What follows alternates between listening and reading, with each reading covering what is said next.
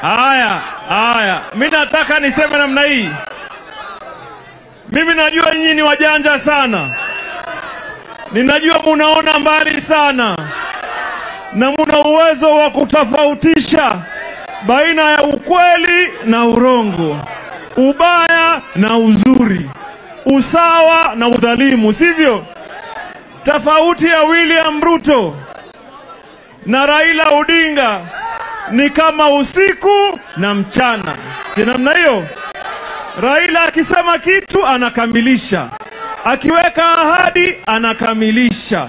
Ruto akiweka ahadi ni muongo. Akisema yeye anaenda hivi kumbe anaenda vile, sivyo? Sahi baada ya miaka 10 amerudi tena kwetu kwa Wakenya na ameanza na ahadi.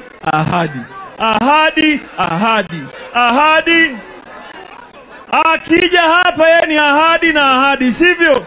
Ile swali tunamuuliza yeye ni hili moja. Amekuwa rais kwa miaka amekuwa naibu wa rais kwa miaka mingapi? 10. Mimi unajua ni mtu wa kuhesabu.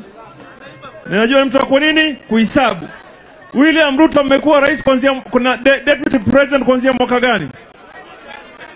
20 gapi? Tuhesabu na mimi, sivyo? Amekuwa deputy president from 2013.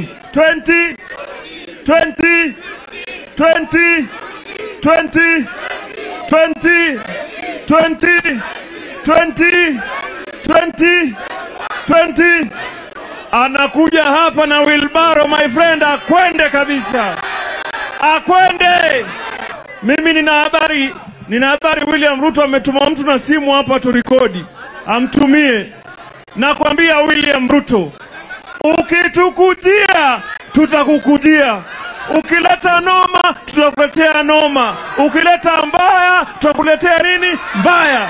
Hajasikia hiyo?